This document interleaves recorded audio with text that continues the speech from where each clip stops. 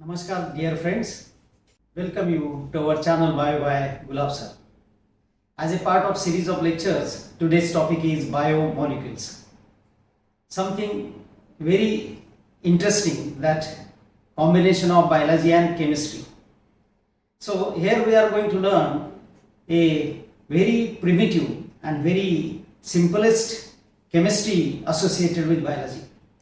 As some of the molecules may be bio-micromolecules or bio-macromolecules. They are so called because they are smaller and larger in their size and length because of their number of monomers, either one in bio-micromolecule or many in bio-macromolecules. So who are that biomolecule first? Those molecules, those chemical substances, either mineral, inorganic or organic substances associated with living being are biomolecules. Now, as here I have written that the definition for this one, all the elements present in the sample of earth crust are also present in the sample of tissue. This is the first statement. But what I said you, that biomolecules or that molecules or chemical substances as a mineral, as an inorganic substance or organic substance, although it is not written over there. What I said, elements which are associated with living being are called minerals, inorganic substances and organic substances are called biomolecules.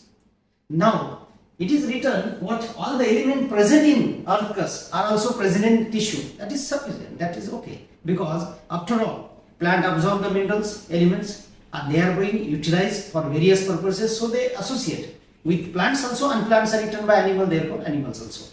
It is natural. But as a part of syllabus, what we have to understand is that what are these bio-micromolecule and bio-macromolecule in detail. Elements are the bio-micromolecule along with this glucose, fructose, amino acids, fatty acid and glycerol. Why this glucose, fructose, amino acids, fatty acid and glycerol, although they are organic substances, but they are biomolecules. They are because they are required for very vital processes as energy production, as a structural components, as a functional components, and therefore they must be present in the living being. Why they are bio-micro, not macro? They are smaller because their molecular weight is less than 10,000 Dr. Lee, and it is very important to understand. So their molecular weight is less than 10,000 Dr. Lee, and here their molecular weight is more than 10,000 Dr. Lee. So that means they are macro, means they have larger size. And in concern of biomolecules, why we have to say bio-micro and bio-macro? Because very important is that when the question comes about the entry of this molecule into the living being, that our cell membrane won't allow this bio-macromolecule as it is to enter or diffuse or transfer across the membrane.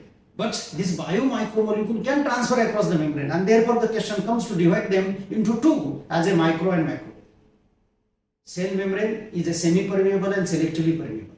It allows to diffuse directly these content right from outside to inside or exchange across the membrane. But these contents are not allowed to transfer or exchange across the membrane. Why? Because they are very larger in size, and through cell membrane they cannot pass through. As we eat starch, protein and fat, they cannot be directly absorbed in our body unless until they are converted into glucose, amino acid, fatty acid and glycerol. Therefore, we have the process of digestion of this protein, starch and fat. Starch digested into glucose, protein digested into amino acid and fat digested into fatty acid and glycerol, and then they absorb. And therefore the concern come to divide these biomolecules into bio-micromolecules and bio-macromolecules. I hope you got it. What is the concern of studying these biomolecules? And therefore I did explain you in this two way that what are biomicromolecules and what are biomacromolecules. As a part of example, you got it. Now second point. How to separate these organic substances from a given mass of tissue, either of plants or animals. So here that we have written is all minerals are biomolecules. How to separate biomolecules from a given sample of tissue? That would be the question. So therefore we have to understand that how to separate these organic substances and inorganic substances from a given mass of tissue. So process of separation of organic substances first. So see, any tissue, either of plants or animal, that what living tissue, we have to take that living tissue, get it clean, neat, wash it with water so as dust would not be there or another substances deposited over leaves or the tissue may contaminate, so that may be contamination or substance from outside will not be within the tissue and therefore it may disturb our experiment. So let it clean, wash it and then make the paste of the given tissue with the help of pestle and mortar. When the paste is made, by the time add this trichloroacetate as a organic solvent so as to dissolve these organic substances into that organic solvent. So when the slurry is obtained, that is what semi-liquid, then we have to filter it by using muslin cloth or cotton cloth. When we filter it, that with muslin cloth or cotton cloth, we get these two content or component. One is acid soluble pool और one is acid insoluble pool. जो acid में dissolve हुआ उसको हम acid soluble pool बोलेंगे और जो dissolve नहीं हुआ ऊपर ही रह गया उसको रिटेनेंट और एसिड इनसोल्यूबल पूल बोलेंगे.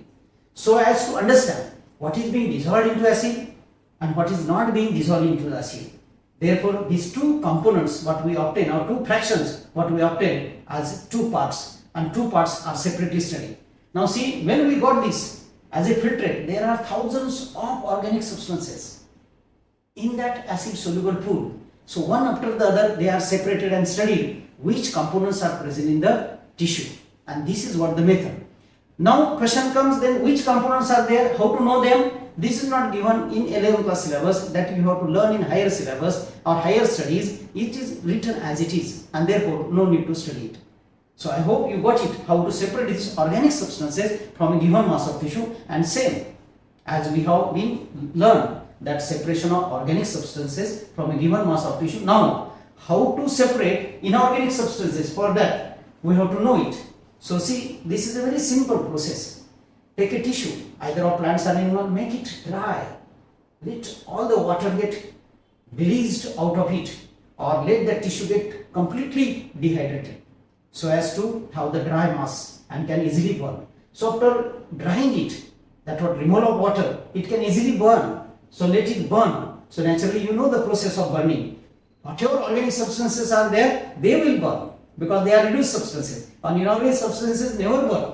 So what gets burned out? Organic substances get separated. Lastly, what we obtain is ash. And ash always is a mineral pool. So which kind of minerals are there? All the minerals which are associated with living being, like calcium, magnesium, phosphorus, sulfur, molybdenum, cobalt, nickel, zinc, and you are aware. There is a long list of minerals. So thus here we have separated mineral from a given mass of tissue. So what we learn? A process of separation of organic solvent and inorganic content or component from the given mass of tissue. So as a part of syllabus, this was the first lecture based on biomolecules as to know about what kind of biomolecules are present in the living being. No doubt separately we have to learn biomolecules as a biomicromolecule and biomacromolecule. Under biomicromolecule we have to learn about structure and function of glucose, fructose, amino acid, fatty acid and glycerol. That's what list is given here. As well as we have to also learn about biomacromolecule with their structure and function in living being. What are they? Starch, cellulose, protein and fats or lipids, as well as DNA, RNA. So this chapter will continue with that content and component as a part of first lecture, that you learn what are biomicromolecule, what are biomacromolecule and how to separate them. So it was very simple video. I hope you got it. You just prepare and go through it. I appeal you to like and share our videos, as well as subscribe our channel and press bell icon to receive notification about new videos. Thank you. Enjoy the learning.